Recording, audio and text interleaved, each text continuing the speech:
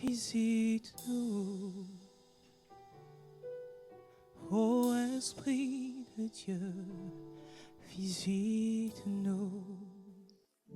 Dans cette vie, tu peux vivre en victime ou tu peux vivre en conquérant. Tu as le choix. Quand Jésus est venu sur la terre, c'était beau la façon dont il est venu. C'est parce que c'était la simplicité même, l'humilité même, avec la puissance du Dieu vivant. C'est-à-dire que tu vois une personne, il n'y a rien pour attirer le regard, comme c'est écrit dans la Bible, mais c'est la puissance de Dieu même. Et quand Jésus a fait ce qu'il devait faire en mourant sur la croix par cette œuvre qui nous donne aujourd'hui la vie, Jésus a laissé tout par son Esprit Saint pour que nous aussi, nous soyons comme ça. Ce que j'aime du fait d'être enfant de Dieu, c'est que, je vous assure, on ne bavarde pas beaucoup. Quand tu vois des enfants de Dieu beaucoup parler, beaucoup s'agiter, un enfant de Dieu n'a pas besoin de faire ça. C'est les tonneaux vides qui font du bruit. L'évangile n'est pas en parole, mais en démonstration de la puissance de Dieu. Je vous assure, c'est vraiment simple. C'est la démonstration de la puissance de Dieu. C'est-à-dire que pour te dire que je suis de Dieu ou que pour parler de Jésus, on va d'abord laisser les mots, je vais te montrer sa puissance, puis on va se parler. Amen. Ce Jésus-là existe et ce Jésus est disponible pour toi. Maintenant, chacun peut chercher ce Jésus à son niveau. Amen. Ce n'est pas seulement ceux qui prêchent qui manifestent la puissance de Dieu. C'est totalement faux. Quand tu manifestes la puissance de Dieu, ce n'est pas forcément pour prêcher. Mais tu dois manifester la puissance de Dieu où tu es, où Dieu t'appelle. Je prends un exemple. Ce n'est pas normal qu'un enfant de Dieu ne manifeste pas la puissance de Dieu dans son travail. Ce n'est pas normal qu'un enfant de Dieu ait les mêmes résultats qu'un païen à son travail. On doit être excellent, on doit être exceptionnel. Parce que l'esprit qui est en nous est exceptionnel. L'esprit qui est en nous est excellent. Vous comprenez? Maintenant, aujourd'hui, je vais te donner, dépendamment de ce que tu veux vivre avec Dieu, tu pourras faire ça, mais à ton niveau, d'accord? Mais il y a un éclairage que je voulais apporter aujourd'hui. On parle beaucoup de la prière, mais je vais parler de la prière d'une façon que Dieu m'a montrée. Amen. Qui m'a fortifié pour commencer à prier beaucoup. Vous savez, les gens me disaient que je devais beaucoup prier. Les gens m'expliquaient que je devais beaucoup prier. Mais jusqu'à ce que moi-même je comprenne pourquoi je devais beaucoup prier, ça ne démarrait pas. Amen. Tu ne peux pas faire quelque chose qui n'est pas facile à faire si tu n'en comprends pas les bénéfices. Aujourd'hui, je vais te parler de la prière et on va lire 1 Roi 8 à partir du verset 1. 1 Roi chapitre 8 verset 1. Alors le roi Salomon assembla près de lui à Jérusalem les anciens d'Israël et tous les chefs des tribus, les chefs de famille des enfants d'Israël, pour transporter de la cité de David, qui est Sion, l'arche de l'alliance de l'Éternel. Tous les hommes d'Israël se réunirent auprès du roi Salomon au mois d'Étanim, qui est le 7e mois pendant la fête. Lorsque tous les anciens d'Israël furent arrivés, les sacrificateurs portèrent l'arche. Ils transportèrent l'arche de l'Éternel, la tente d'assignation et tous les ustensiles sacrés qui étaient dans la tente. Ce furent les sacrificateurs et les Lévites qui les transportèrent. Le roi Salomon et toute l'assemblée d'Israël, convoqués auprès de lui, se tinrent devant l'arche. Ils sacrifièrent des brebis et des bœufs qui ne purent être ni comptés ni nombrés à cause de leur multitude. Arrête-toi d'abord ici. Celui qui ne connaît pas cette histoire, c'est l'histoire du roi David, qui était un roi que Dieu avait beaucoup aimé, que Dieu avait mis à la place de Saul, parce que Saul l'avait déçu. Et il avait appelé David un homme selon son cœur, parce que David était quelqu'un qui recherchait continuellement à faire plaisir à Dieu, malgré qu'il n'était pas parfait comme chacun de nous. Et David voulait construire un temple où les gens prieraient, un temple pour Dieu, un temple où les gens pourraient aller prier. Et Dieu avait dit à David, David, tu as fait trop de guerres. Ce n'est pas toi qui vas construire le temple. Ton fils Salomon, c'est lui qui va me construire un temple. Voilà. Je veux déjà que chaque fois qu'on va parler du temple, que tu penses à toi. D'accord? Parce que la Bible dit que nous sommes le temple de Dieu. Aujourd'hui, le temple de Dieu, c'est nous. Je vais te lire les versets qui montrent que le temple de Dieu aujourd'hui, c'est toi. Et je vais te montrer comment quelqu'un a traité le temple de Dieu. Un temple de pierre. Et je vais te montrer les effets qui s'est passé. Les effets spirituels jusqu'à aujourd'hui. Qui s'est passé quand quelqu'un a consacré un temple de pierre. Je veux faire le parallèle entre le temple de pierre et toi. Il y a une personne, il a consacré une maison de pierre, pas un être humain, une maison de pierre à l'Éternel, juste avec la prière. Nous allons voir à deux l'effet spirituel qu'il y a eu sur la maison. Pour ça que je vais le faire à l'envers, je vais d'abord aller te prouver que tu es vraiment le temple de Dieu. Et que ce qui a été fait à cette maison, tu peux le faire à toi-même. Afin que tu deviennes la vie de Dieu. Amen. La parole de Dieu dit que dans 1 Corinthiens 3, versets 16 à 17, « Ne savez-vous pas que vous êtes le temple de Dieu et que l'Esprit de Dieu habite en vous? Si quelqu'un détruit le temple de Dieu, Dieu le détruira, car le temple de Dieu est saint et c'est ce que vous êtes. » Je recommence. 1 Corinthiens 3, versets 16 à 17. « Ne savez-vous pas que vous êtes le temple de Dieu et que l'Esprit de Dieu habite en vous? Si quelqu'un détruit le temple de Dieu, donc si quelqu'un utilise le temple de Dieu pour pécher, pour faire ce qui est abominable, Dieu le détruira. Car le temple de Dieu est saint et c'est ce que vous êtes. » C'est quand même plutôt clair. Je vais donner un autre verset, c'est 2 Corinthiens 6, verset 16.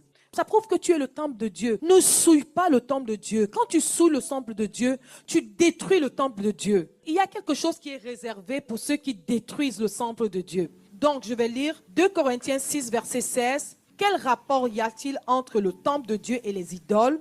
Car nous sommes le temple du Dieu vivant, comme Dieu l'a dit.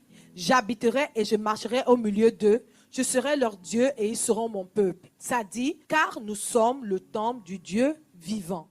Depuis que Jésus est monté au ciel, Jésus a décidé de vivre par son esprit à un endroit. C'est en toi, c'est en moi. Le temple était tellement un endroit saint que Paul pouvait dire que, attention, vous savez, personne ne pouvait, dans l'Ancien Testament ou dans l'Ancienne Dispensation, avant que Jésus ne meure sur la croix, aller dans le temple et s'amuser avec. Personne. Vous savez pourquoi? Parce qu'il y a une personne qui a consacré le temple. Il y a une personne qui a fait quelque chose d'extraordinaire à ce temple. Il y a une personne qui a fait en sorte que la puissance dans les murs du temple demeure jusqu'à aujourd'hui. Le temple dont je vous ai parlé, à un moment donné de la vie, a été détruit. Mais pas totalement. Il est resté ce qu'on appelle un mur de ce temple, qu'on appelle aujourd'hui le mur de lamentation. Et à cause de la guerre Israël et Palestine, même un des murs du temple n'avait jamais été détruit. Donc les Juifs vont toujours prier là-bas. Les gens quittent du monde entier pour aller prier là-bas. Pourquoi? Parce que jusqu'aujourd'hui, les miracles se font. Il a été détruit, là, il reste un mur. Ils appellent ça le mur de lamentation. Vous allez voir ce mur-là, les gens parfois écrivent des prières, ils vont mettre des prières. Parfois vous arrivez, vous voyez des Juifs, ils cognent leur tête sur ce mur. Quelqu'un est en train de prier, quelqu'un est en train de supplier. Le mur, mes frères, le caillou, la pierre. Non mais, juste une pierre là. Qu'est-ce qui a bien pu se passer en une pierre? Pour que jusqu'aujourd'hui, des milliers d'années plus tard, en passant, le temple que Salomon avait construit, c'était avant Jésus. Hein? Jésus, ça fait plus de 2000 ans, non? Il y a encore la puissance sur la pierre. Imagine sur toi. Vous comprenez? Imagine sur toi. La meilleure personne pour prier pour toi, c'est toi. Hein? Non, je recommence. La meilleure personne pour prier pour toi, c'est toi. Hein? Avançons. 1 Roi chapitre 8. Oui, on était verset 6. Continue. Les sacrificateurs portèrent l'arche de l'alliance de l'Éternel à sa place, dans le sanctuaire de la maison, dans le lieu très saint, sous les ailes des chérubins. Car les chérubins avaient les ailes étendues sur la place de l'arche, et ils couvraient l'arche et ses barres par-dessus. Arrête-toi ici. Je voulais attirer quelque chose qui s'est passé, qui s'est dit au verset 5. On dit, ils ont sacrifié pour dédicacer le temple. Pour dédier le temple à Dieu. On dit qu'ils ont sacrifié des brebis, des bœufs, comme on ne peut pas compter. Ça correspond à quoi dans nos vies? Le renoncement de façon globale. Mais si je dis ça, vous n'allez pas comprendre. Le temps. Ils ont sacrifié des choses qui coûtaient cher. Et vous savez que les choses ne coûtent pas cher pour tout le monde de la même façon, non? Il y a des gens qui mangeaient, même on doit les supplier. Donc, on a fait des sacrifices comme on ne peut compter. Ça commence d'abord par la sainteté. Ça commence d'abord par le sacrifice de ce qui est vil. Amen.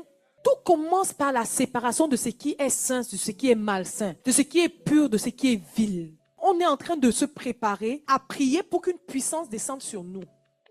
Pour proclamer des choses de Dieu dans nos vies. Amen. On a dit dans les vierges sages et les vierges folles que l'onction, l'huile, marche avec la virginité. L'huile, l'onction, la puissance de Dieu marche avec la virginité, c'est la sainteté. Si tu utilises ton corps pour le souiller, ça ne fonctionnera pas. Si tu utilises ta bouche pour dire les méchancetés, la calomnie, si dans ton cœur, tu as gardé des choses contre les gens, ça ne fonctionnera pas. Amen. Je mets la table. Au fur et à mesure que j'avance, tu vois que tu te reconnais dans ce que je dis. Toi, commence déjà à dire que Seigneur, moi, il laisse tout ça. Maintenant, tu peux continuer. 1 Roi chapitre 8, le verset 8. On avait donné aux barres une longueur telle que leurs extrémités se voyaient du lieu saint devant le sanctuaire, mais ne se voyaient point du dehors. Elles ont été là jusqu'à ce jour. Il n'y avait dans l'arche que les 2 tables de pierre que Moïse y déposa en Horeb, lorsque l'Éternel fit alliance avec les enfants d'Israël à leur sortie du pays d'Égypte. Au moment où les sacrificateurs sortirent du lieu saint, la nuée remplit la maison de l'Éternel. Amen. Quand tu vas faire ce qu'il faut avec ta vie, il va t'arriver quelque chose que ce n'est pas toi qui vas programmer. Ce n'est pas toi qui vas prier pour ça. Tu vas rétablir l'ordre naturel des choses selon la création, avant la création du monde. La nuée va remplir le temple. La nuée doit vivre dans le temple. Tu es né, Jésus t'a créé pour que tu sois son temple. C'est le péché qui a fait qu'il ne vive pas en toi. Mais si tu rétablis ta vie avec Dieu, ce qui va arriver naturellement, la nuée va remplir le temple. Je veux te dire quelque chose. De quoi es-tu addict que la présence de Dieu ne peut pas finir? C'est parce que tu ne laisses pas la nuée remplir le temple. Qu'est-ce qui te dépasse même? De quoi es-tu addict? De quoi es-tu addict? Quelle que soit ton addiction, si la nuée remplit le temple, ça ne pourra pas rester. Ce qui te dépasse, cette addiction, c'est parce que tu ne laisses pas la nuée remplir le temple. Tu donnes ta vie à Jésus, mais tu retiens certaines choses. Il y a des choses que tu veux encore faire comme ça te plaît. Il y a des choses que tu veux encore dire comme ça te plaît. Je veux t'annoncer une nouvelle. Moi, j'ai été jeune fille. J'ai eu votre âge. J'ai eu 20 ans, 21 ans, 22 ans, 23 ans. J'ai vécu la vie. Je vous assure, ma mère est dans cette salle. À un moment donné, j'avais beaucoup les fiancés. Ils disent souvent ça ici, non? Pour vous dire le genre de personne que j'étais. Je me rappelle, il y avait un monsieur que j'ai rencontré. Il voulait m'acheter une maison. J'étais jeune, j'avais 23 ans ou 24 ans, quelque chose comme ça. Cette personne était tellement riche. Cette personne était propriétaire d'une compagnie aérienne. Vous ne comprenez pas. Les avions, c'était à lui. La compagnie aérienne, c'était à lui. Il n'était pas le pilote, là. Vous voyez le genre de copain que j'avais? J'étais dans la vingtaine. J'ai fait la vie. Il n'y a rien de bon dedans. Il n'y a rien de bon dedans. Laisse-moi te dire, il n'y a rien de bon dedans. C'est plus facile de rencontrer un copain que de rencontrer un époux. Il y a des flatteries qu'un copain va te faire parce qu'il sait qu'il est là temporairement. Si tu veux rencontrer quelqu'un qui va te gâter, qui va te donner tout ce que tu demandes, mais il va accepter de le faire à ce rythme-là, comme tu veux là, parce qu'il sait qu'il vient prendre quelque chose pour partir. Je vais te raconter une histoire. Nous étions étudiantes à l'université à Yaoundé.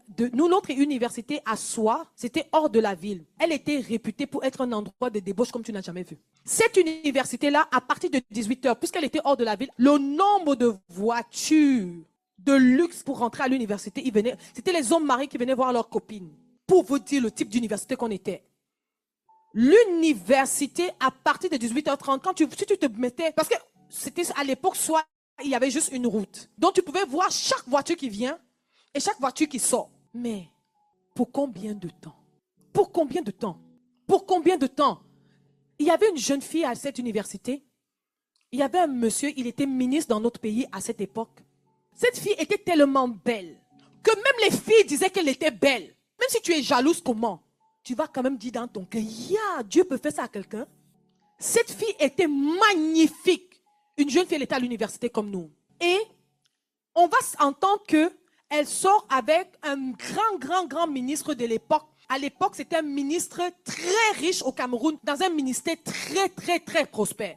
Ses voisins savaient que le chauffeur du ministre lui apportait son petit déjeuner le matin, que le cuisinier du ministre lui apportait son dîner à midi, et puis le soir, elle avait tout chaud. Vous imaginez? Elle est sortie avec ce monsieur 1 an et demi. La fille que je vous parle en ce moment, elle vit au village, dans le village de sa mère. Elle n'a pas fini ses études. Si tu la rencontres, tu croiras qu'elle a 70 ans. C'est ma génération. Ce que je vous raconte une histoire vraie. Il est de chercher que Dieu te donne ton petit fiancé avec qui tu vas bâtir ta vie. Tu cherches l'argent. Tu cherches le gars qui est riche au Canada. Moi, je vais d'abord te dire une chose. Les au Canada ne donnent pas l'argent beaucoup. Hein. Cherche ton fiancé. Tu connais Jésus. Cherche ton fiancé. Fais pas les erreurs qu'on a fait. Amen. On a perdu le temps. Vous savez ce qui va me sauver? Que je ne devienne pas ce genre de fille. Je vais vous raconter une histoire. Je suis en boîte de nuit avec une de mes amies qui est métissée. Elle était métisse. Et elle avait l'habitude de sortir avec des hommes très, très riches. On est en boîte de nuit assise comme ça. Un monsieur, il a des lunettes noires. Il nous avons un champagne. Elle lui fait le toast comme merci. Donc, moi, je suis comme, il te connaît? J'étais un peu naïve. Elle dit non. Puis il envoie un deuxième champagne. Elle dit merci. Je dis, mais qui va boire tout ça? Elle dit que non, même si tu ne bois pas, tu ne dois pas faire comme si tu ne bois pas. Elle me dit, fais comme si tu bois. Verse dans le seau. Bois un peu, tu verses dans le seau. Mais il faut que tu aies toujours l'air comme si tu bois. OK. À un moment donné, le monsieur s'avance vers nous. Elle commence à parler avec le monsieur. Le monsieur lui dit clairement que toi, tu ne m'intéresses pas, tu n'as plus rien en toi. C'est ton ami qui m'intéresse. Et ce monsieur se tourne vers moi. Ma soeur, lunettes noires qui a sur ses yeux. Ce monsieur était un grand directeur de la BEAC à l'époque. La BEAC, c'est la Banque des États, c'est comme la BCAO en Afrique de l'Ouest. Un des numéro 3 de la BEAC de l'époque. Déjà, la fille a dit, OK, elle dit, je vous laisse. Tu me laisses où, ma soeur? Le monsieur commence à parler avec moi, je l'écoute. À vérité, je n'étais pas à ce niveau. Je vivais dans l'impudicité, mais pas la qualité là. C'était pas mon niveau. Donc le monsieur commence à parler avec moi. Pourquoi il a les lunettes noires dans la nuit, en pleine boîte de nuit? Vous savez que la boîte de nuit, c'est d'abord noir. Le nightclub, c'est noir. Tu as les lunettes fumées en plein nightclub. Pourquoi? Après moi, je demande naïvement, pourquoi tu n'enlèves pas tes lunettes? Il m'a dit que si j'enlève mes lunettes, ce que tu vas voir ne va pas te plaire. Qu'elle a dit ça? Hein? Je suis moi restée tranquille. Je dis que tu sais, mon amie que tu vois là, elle est très belle. Elle est très gentille. J'ai commencé à parler de mon amie. Et puis, il me dit que il faudra venir me voir à mon bureau, machin truc et tout ça. Il m'a donné sa carte, il m'a donné son numéro de téléphone. Il a commencé à me parler de ma vie. Tu étudies? J'ai dit oui. Il me dit, tu es très intelligente. Il a commencé à me citer mon avenir. Il m'a dit, tu es très intelligente, tu as besoin des gens comme moi pour t'encadrer. Il a commencé à me parler de moi. OK, parfait. Puis on s'est séparés. Et puis il a pris une liasse de billets neufs. Vous voyez que c'est la BIAC, c'est eux qui fabriquent l'argent, non? Donc c'est tout neuf. Ça sent la machine qui fabrique l'argent là. Donc il a sorti une place là-bas, il a posé là-bas. Il a dit, quand tu vas rentrer, c'est ton taxi, viens me voir à mon bureau. Ce qu'il avait déposé, c'était peut-être 300 000 francs CFA à l'époque. C'était beaucoup d'argent. Mon amie là, c'était elle qui avait l'habitude de nous payer la boîte de nuit, l'entrée, tout ça. Donc moi, il lui ai dit que tu sais quoi, prends l'argent comme tu as souvent l'habitude de nous aider pour venir en boîte. Si chaque fois qu'on va venir, tu vas venir avec. Elle me dit non, mais garde. Je dis non, garde, toi garde. Ok, elle a pris l'argent. Et puis, s'il vous plaît, je suis repartie voir le monsieur 2 jours après dans son bureau avec mon CV. Je lui ai dit que je peux venir te donner mon CV à 14h. Il me dit non, il faut venir dans mon bureau à 22h30. Je me suis rappelé du monsieur avec les lunettes là. Ma famille, oh.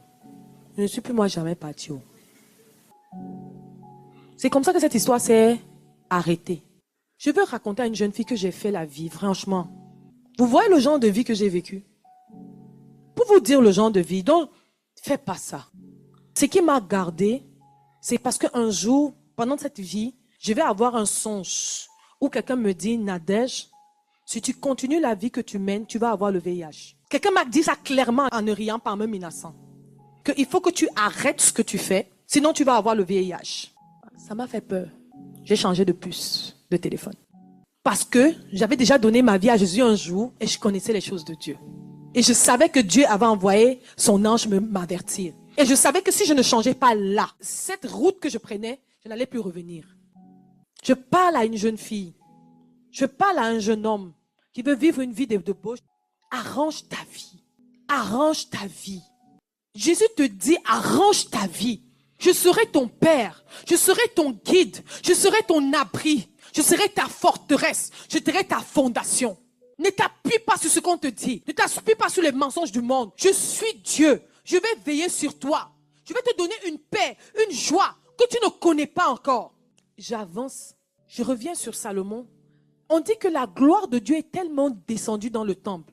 Tellement ils avaient sacrifié. Donc ils se sont donnés à Dieu. La gloire de Dieu a tellement rempli le temple que Les sacrificateurs ne pouvaient pas rester. Or, c'était les personnes les plus saintes de tout le peuple. Vous imaginez, ils ne pouvaient pas rester à cet endroit. Maintenant, après ça, quand Salomon va voir la gloire de Dieu, quand il y a la gloire de Dieu, quand il y a la présence des gens, qu'est-ce que tu dois faire? Prie, demande des choses. Et c'est la prière là qui va faire qu'on va lire. En passant, ce que Salomon fait du verset 15 au verset 21, il rappelle à Dieu ses promesses. En fait, c'est comme s'il vient plaider. S'il vous plaît, chaque fois que tu vas prier en rappelant Dieu ce qu'il a écrit dans sa parole pour toi, Dieu n'a pas le choix de répondre. La Bible dit qu'il veille sur sa parole pour l'accomplir. Donc, il disait à Dieu, rappelle-toi d'où je viens. Je ne suis pas sorti de nulle part. Tu avais une alliance avec mon père. Il a rappelé à Dieu tout ce que Dieu a dit à son père et que son père a fait. Il dit que voici moi maintenant. Maintenant, verset 22, il dit, Salomon se plaça devant l'autel de l'Éternel en face de toute l'assemblée d'Israël. Il étendit ses mains vers le ciel et il dit, la prière commence ici. Ô Éternel, Dieu d'Israël, il n'y a point de Dieu semblable à toi, ni en haut dans les cieux, ni en bas sur la terre. Tu gardes l'alliance et la miséricorde envers tes serviteurs qui marchent en ta présence de tout leur cœur. Ainsi, tu as tenu parole à ton serviteur David, mon père, et ce que tu as déclaré de ta bouche, tu l'accomplis en ce jour par ta puissance. Maintenant, regardez tout ce que Salomon va demander à Dieu. Maintenant, ô Éternel Dieu d'Israël, observe la promesse que tu as faite à David, mon père, en disant, tu ne manqueras jamais devant moi un successeur assis sur le trône d'Israël, pourvu que tes fils prennent garde à leur voix et qu'ils marchent en ma présence comme tu as marché en ma présence. La première chose d'abord que Salomon a demandé, c'était d'abord sur lui-même. Parce que c'était lui l'héritier de son père. Donc maintenant, est-ce que son père était encore vivant? Donc il voulait dire que comme tu as dit sur mon père, dis sur moi maintenant. Amen. David était encore là. Maintenant, la lignée de David, c'était qui allait la continuer? Salomon. Donc regardez comment il parle à Dieu en finta, en utilisant une promesse, ce que Dieu a fait. Pourtant, c'est une demande qu'il fait pour lui-même. Il est en train de dire à Dieu que, pardon, que mes fils règnent après moi. Comme tu as promis à mon père et que je règne en ce moment, non seulement que je règne, mais que mes fils règnent après moi. Verset 26, Paul, tu peux lire? Oh, qu'elle s'accomplisse, Dieu d'Israël, la promesse que tu as faite à ton serviteur David, mon père. Mais quoi? Dieu habiterait-il véritablement sur la terre? Voici, les cieux et les cieux des cieux ne peuvent te contenir. Combien moins cette maison que je t'ai bâtie. Toutefois, Éternel, mon Dieu, sois attentif à la prière de ton serviteur et à sa supplication. Écoute le cri et la prière que t'adresse aujourd'hui ton serviteur. Attends. Regardez comment il connaît la parole de Dieu. Il dit que je sais que Dieu, tu ne peux pas habiter les pierres. Mais, toutefois, exauce. Amen. 29. Que tes yeux soient nuit et jour ouverts sur cette maison, sur le lieu dont tu as dit, là sera mon nom. Écoute la prière que ton serviteur fait en ce lieu. Point. Vous comprenez pourquoi les gens ont toujours les visitations sur le livre de ma lamentation? Il avait dit que tes yeux soient nuit et jour sur cette maison. Imagine sur toi. Avançons. Daigne exaucer la supplication de ton serviteur et de ton peuple d'Israël. Lorsqu'ils prieront en ce lieu, exauce du lieu de ta demeure, des cieux, exauce et pardonne. Il a fait de ce lieu un endroit d'exaucement. Ce n'est pas ça la réputation de l'humeur de lamentation? Des milliers et des milliers d'années après. Continue. Verset 31. Si quelqu'un pêche contre son prochain et qu'on lui impose un serment pour le faire jurer, et s'il vient jurer devant ton autel dans cette maison, écoute-le des cieux, agis et juge tes serviteurs, condamne le coupable et fais retomber sa conduite sur sa tête, rends justice à l'innocent et traite-le selon son innocence. Quand ton peuple d'Israël sera battu par l'ennemi pour avoir péché contre toi, s'ils reviennent à toi et rendent gloire à ton nom, s'ils t'adressent des prières et des supplications dans cette maison, exauce-les des cieux, pardonne le péché de ton peuple d'Israël et ramène-les dans le pays que tu as donné à leur père. Arrête-toi ici. La prière est longue. On ne va pas toute la lire. Est-ce que vous voyez qu'il a pesé chacun de ces mots?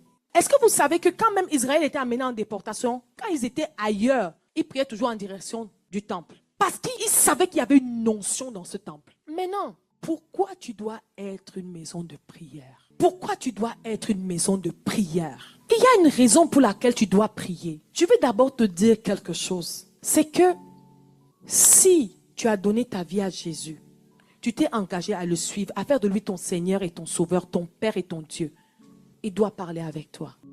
C'est quel enfant qui a son père avec qui il ne parle jamais? Ça commence d'abord par le fait que tu dois communiquer avec. Laisse les histoires à genoux, assis, couchés. Gars, communique avec. C'est ton Père et c'est ton Dieu. Amen. Il faut que tu saches qu'aujourd'hui, c'est toi qui es le temple. Et ce temple doit être une maison de prière. Rappelez-vous comment Jésus était fâché. À quel point Jésus était courroucé que comment on a consacré une maison pour faire une maison de prière. Vous êtes venu faire une taverne de voleurs. Jésus a cassé, brisé les choses, chassé les vendeurs du temple. Il a dit que c'est ici qu'on devait prier. Pourquoi? Il sait que Dieu tient à la prière.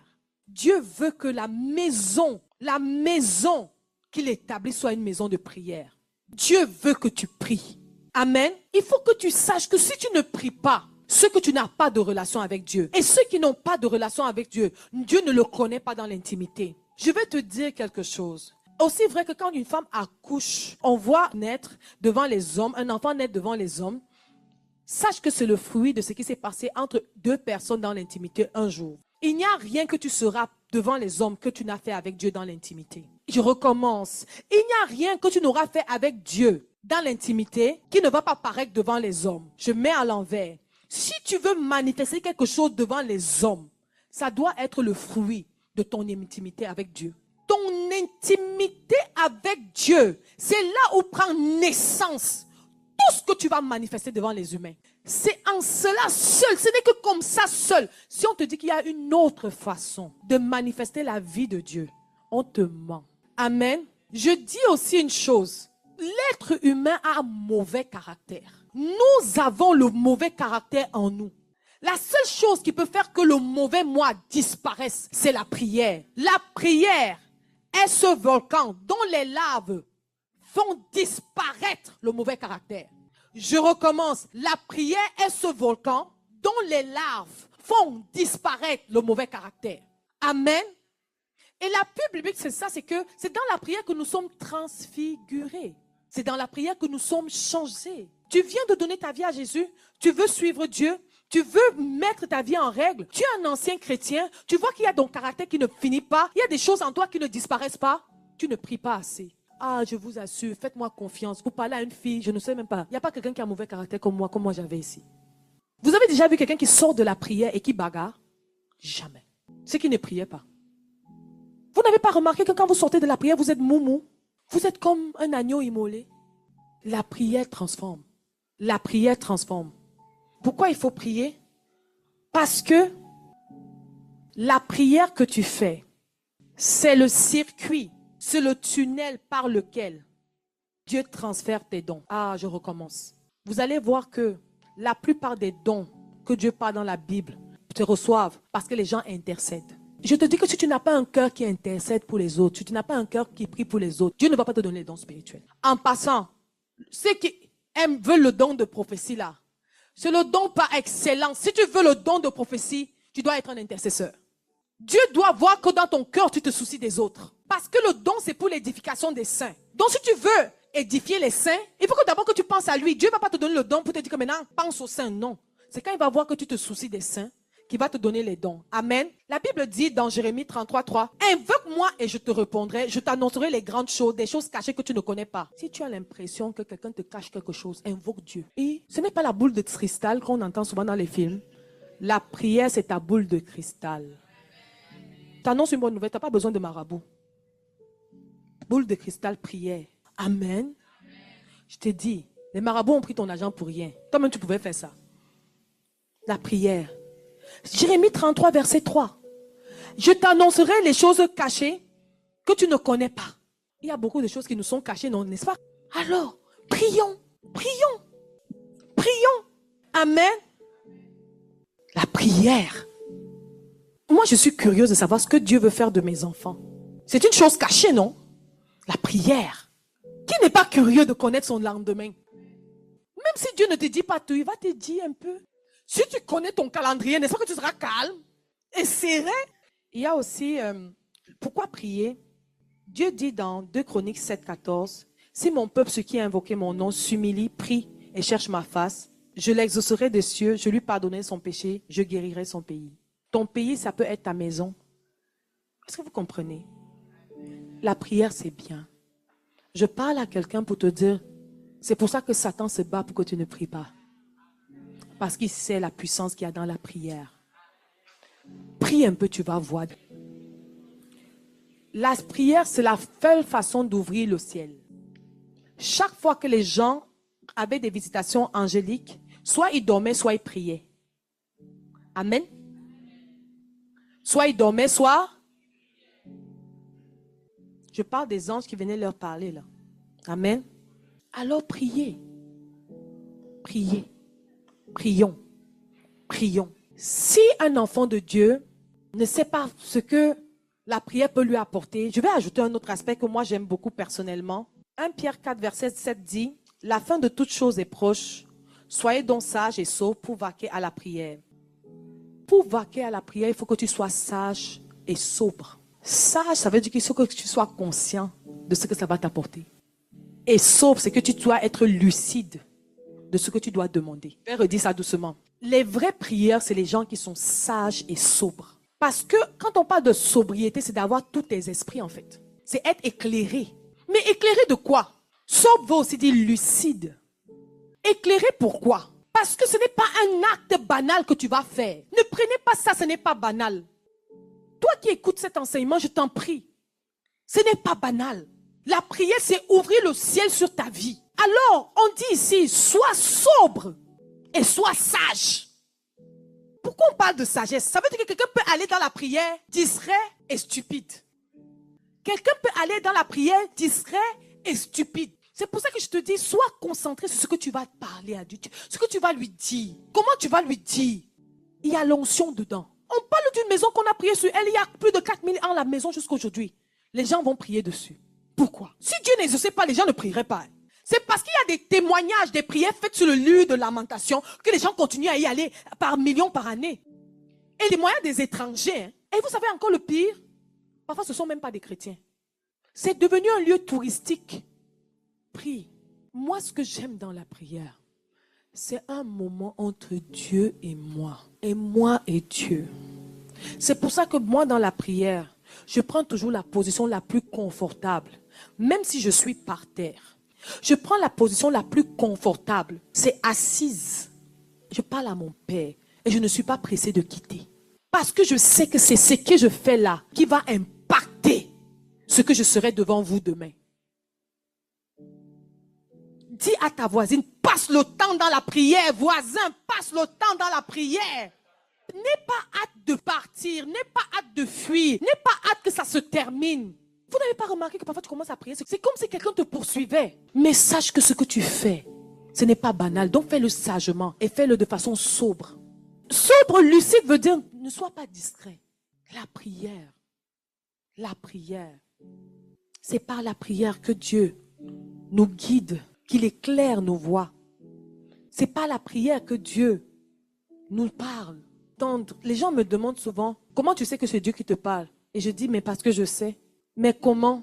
Parce que je passe du temps avec lui. Donc, quand Dieu vient, il y a une façon de venir là, je sais que c'est lui. Est-ce que vous comprenez? Donc, vous voyez que ça prend de passer du temps avec la personne.